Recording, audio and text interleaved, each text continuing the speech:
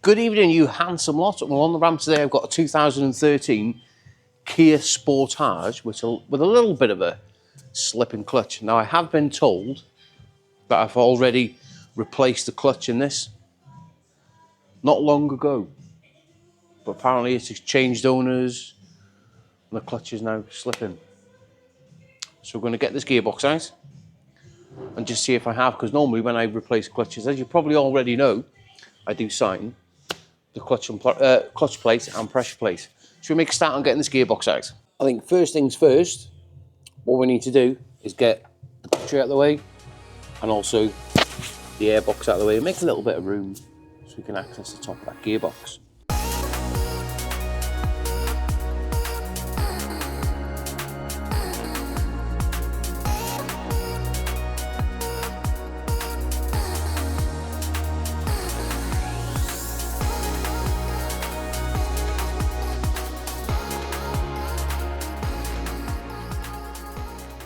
Now we've made a little bit of room for ourselves, we can go ahead, remove the gear cables rather than faff about with these little stupid clips.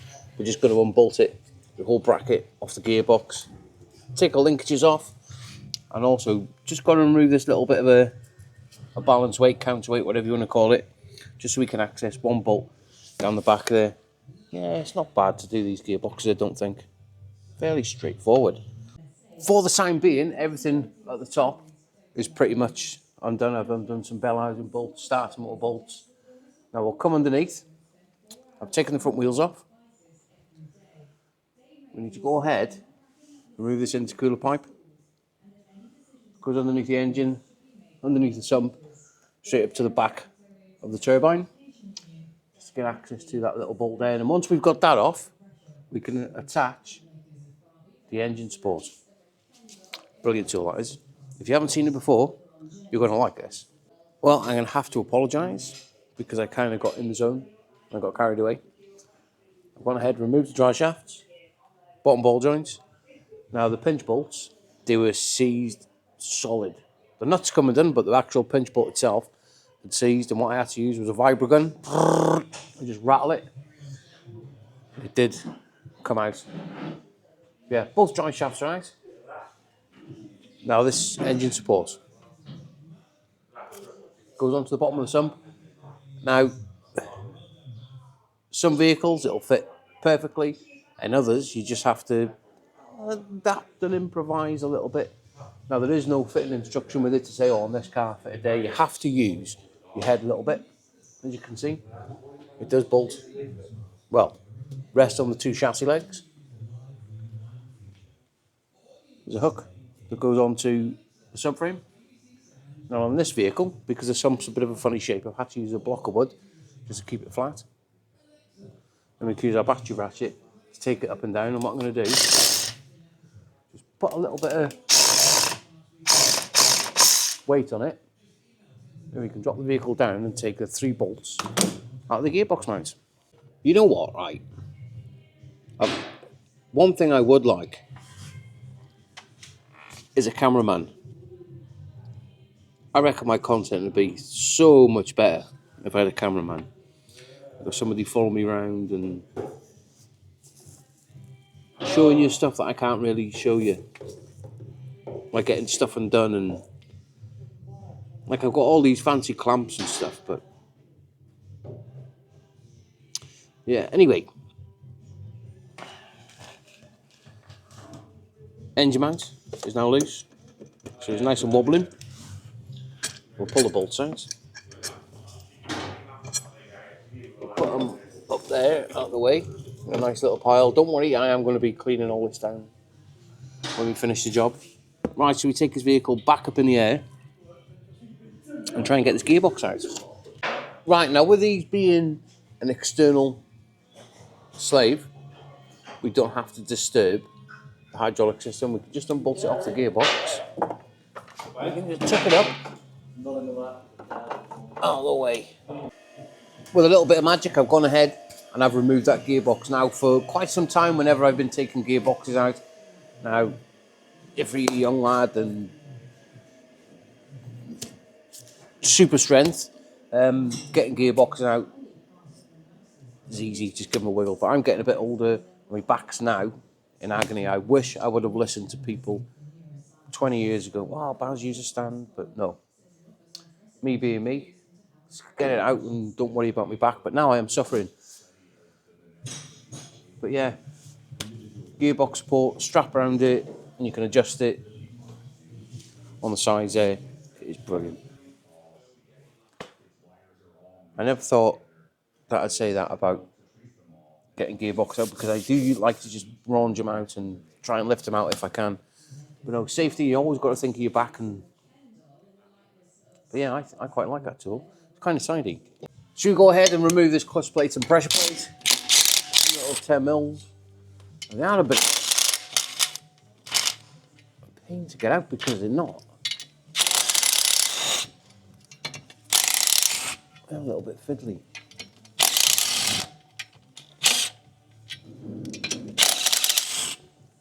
There's no sort of recess. Can I show you? I'll show you when I get the clutch plate off. Pressure plate off. Get this last one out. How's everybody's week's been? We all had a good one. We've got one more left there. Are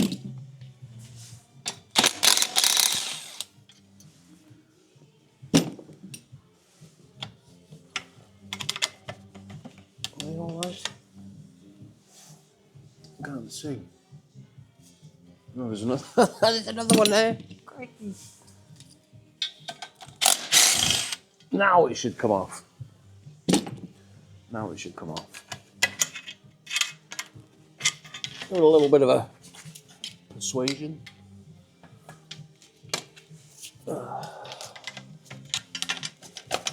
I'd like a quid for every clutch I've replaced over the years.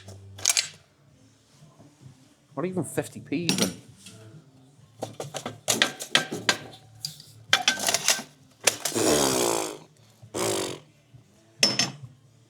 Awful stuff.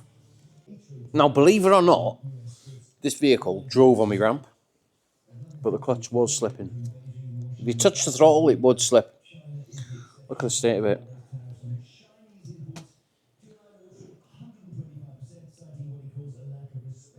Right, now I'll show you what I meant about this pressure plate. Where the little 10 mils fit down the side, you can't really get a socket on there. You see? Bit of a pain. Bit of a pain. Right, gearbox. Now I've gone ahead and removed the clutch fork.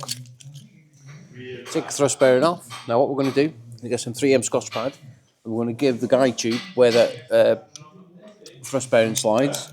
We're going to give it a little bit of a clean and make sure there's no crap on it or anything like that. Make sure that's nice and clean, and also we're going to get some little grease.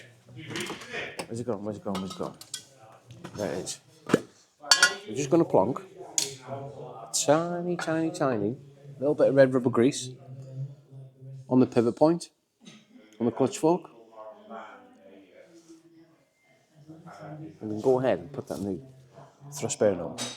I've cleaned the clutch. Cleaned the clutch fork down. I've put a tiny little bit of red rubber grease on the pivot points. Slide that thrust bearing on. And we can get it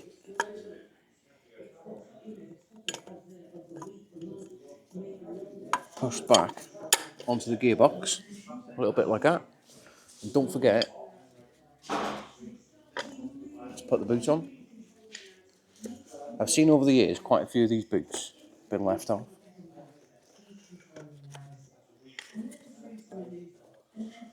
Have I got it on the right way?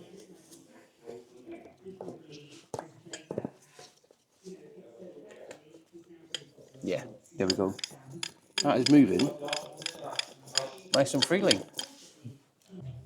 You should always do this when fitting a clutch. Make sure that the clutch plate always fits the splines on the gearbox, just in case for some reason that it's wrong. There's nothing worse than bolting it all up. You can't get the gearbox on because the splines are different. Now we are using a Sachs clutch for this vehicle. Should we go ahead now and get it all lined up? What do I need now? Oh, my clutch alignment tool. Everything is now nice and lined up. Now, I'll tell you what, those are the best clutch alignment tools you'll ever put your hands on. And they're only about 10, 15 quid, I think. I've had them years. Make sure it's all aligned, because if it's not aligned, you'll never get that gearbox back on that engine. Time to torque everything up. Now, if you've never seen this done before, get yourself a little Allen key through the bellows and bolts holes onto the ring gear, like so. And that is all it takes, is 14 Newton meters. Job is a good one. Everything is now nice and tight. Should we go ahead and try and get this gearbox back in? No, it should go in relatively easy. What's the easiest gearbox you've ever changed or clutch you replaced, excluding the old Vauxhall gearbox where you used to take a tin plate off? Them boxes aren't included. You could do them in about 20 minutes. A little bit of an adjustment. We should the back end down a bit.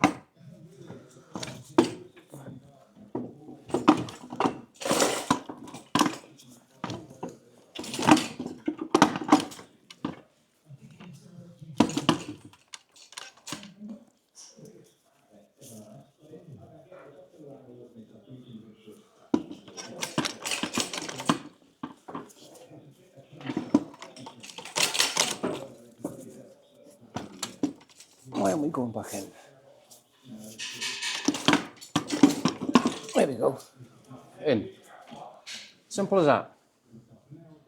It can be a little bit of a struggle sometimes. It's just getting them on them dowels. Anyway, let's get some bellows and bolts in. Right, well, while I'm just assembling this gearbox back together, who's coming to Automechanica the 3rd to the 5th? The 3rd to the 5th of June in Birmingham. It's going to be huge. It's going to be a massive show. If you can't get the time off work, pull a sickie, because I'm going to be there for the whole 3 days. I'm going to be on the launch stand. I'm going to be here, there, and everywhere for the 3 days. So yeah, come along. Maybe take some stickers and one thing. But it'd be nice to meet you all if you can all get the time off work and attend the event. So it is going to be good, really, really good. There's also going to be lots of other YouTubers there. So you're going to be able to pull them to one side, have a picture, and just have a little bit of a general chit chat, really. But yeah, I think it's going to be a good show. Last year, and then I'm also in Harrogate next month. I think it's the 16th, 17th. I think it is. I'll find out the date and I'll tell you a little bit later on. But I'm also in Harrogate at Mechanics for 2 days. So if you're from up that way, come along. Come and say hi, because it's going to be good. It's going to be good. It's also nice to meet people as well, because not very often that I'll leave the workshop. But yeah, let's plod on with this. I've just realised something. Do you know at the beginning of the video when I thought, well, I did say that I thought I'd change the clutch before. Well, it couldn't have been me. Because it just dawned on me, because I had to use the vibrogun to get these pinch bolt size. Now normally, if it was me, we all know by now that I would have put some copper slip on it. Anyway, I'm going to give these a bit of a clean and put some copper slip. So if they ever have to come out again, which if it's going through clutches left, right and centre, they will probably come out, won't they? Dry shafts. Do you ever struggle putting your dry shafts in? So I shouldn't have said it like that. But anyway. Drive shafts, right? These little snap rings, I don't know if you can see it. Make sure that the cutout for the snap ring is at the bottom, because if it's at the top, can you see how it's falling down? And you won't be able to get it in. So if you put that at the bottom, this drive shaft should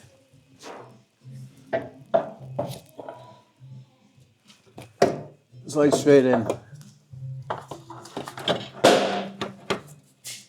A little bit, like that. No drama. Well, we are making a little bit of progress. We are putting some fresh gearbox oil in it because the oil that came out of this car, it was rammy. So it's not going to hurt, I don't think, if we put some fresh fluid in it. Now, anybody like their old vintage garage tools? Look at this. Retro and cool. And it works absolutely perfect. Although we've just had to change over the years just the end piece of it because it snapped. And look at this. It's even got the old, original leather straps in it. Almost looks like a wet belt, doesn't it? Anyway, look at that. I love stuff like that. If anybody else has got stuff like this, do a story or do a post and tag me in it because I want to see it. I want to see that old retro garage stuff. Right, well, I've gone ahead and we have finished that vehicle off. We've given everything a little bit of a cleaner-rooney and also got the leaves off the top there. Shall we get in it and see if it drives? If we've done everything right, put your foot on the clutch, you should get no restrictions whatsoever. Now, it does feel silky and smooth. Now, bearing in mind, we haven't disconnected or disturbed the hydraulic system, so we haven't had to bleed it in any way, shape or form. Let's give it a big start. No vibrations. Put it into number 1 for forward. We're going forward. Brakes don't feel up too much. Put it into rough for race mode.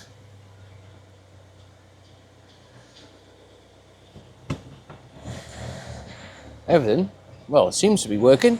I think what we need to do is take it down the road for a little bit of a test drive. Well, we are out and about. And it feels, the clutch is perfect. Pulling well, it's not slipping, but the whole car feels Kia-ish. It feels tired and worn and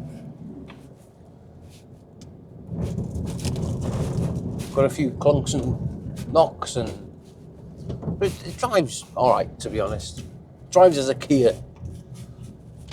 But yeah. Well, that is one clutch replacement on a 2013 Kia Sportage. Now, if you've enjoyed the video, please don't forget to hit that like and subscribe. And I'm going to go for another 5-minute test drive with the aircon, I think, just to make sure that everything is good. Anyway, if you've liked the video, please don't forget to hit that like and subscribe, and I will definitely see you on the next video. Let's get it, Sam.